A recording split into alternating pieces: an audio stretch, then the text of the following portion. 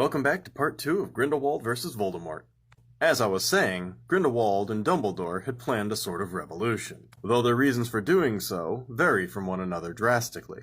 For Dumbledore, it's because his sister Ariana was tortured by muggles until she went insane. For Grindelwald, it's pure ambition and perhaps what we would consider an innate evil. Together, the two grew and learned from each other and even coined the phrase, "for the greater good," which Grindelwald used in his crusades.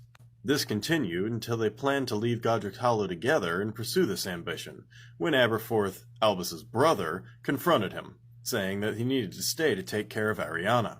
Grindelwald attacked Aberforth, and Dumbledore defended him. During the three-way duel, Ariana was killed. The death of his sister hit Dumbledore hard, and he stayed home to take care of his brother. And Grindelwald set off to find the Deathly Hallows, eventually coming across the Elder Wand and stealing it from the wand maker Grigorovich. Having acquired the Elder Wand, Grindelwald considered to dabble in the dark arts as he rose to power, even building a prison for his enemies known as Nuremberg.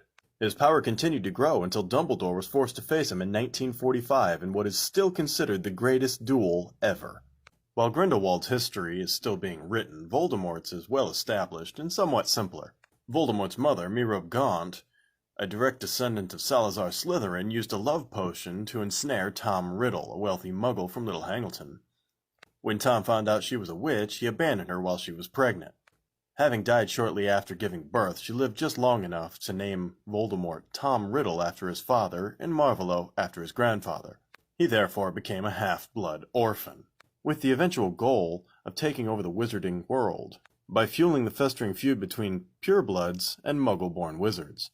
As a child, Tom spent the first 11 years of his life in a clean but grim muggle orphanage in London. Growing bitter, as he got older, he began to steal things and appeared to cause nasty things to happen to the children and the pets in the orphanage, revealing to Dumbledore that he can make things move, control animals, and even make bad things happen to other kids when they're mean to him. Which sent up red flags to Dumbledore, because while it's not unusual for kids of wizarding heritage to develop powers and learn to control them before they get to school, it is unusual for them to use them to hurt other people. This is why, though he was considered a brilliant student and well-liked by most people at the school, Dumbledore wasn't falling for it.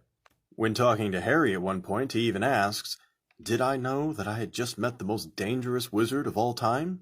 No. His early life essentially leads up to an urge to prove himself to be better than others, as well as a disdain for muggles and half-bloods. It also led to an imminent fear of dying, which he considered a human weakness.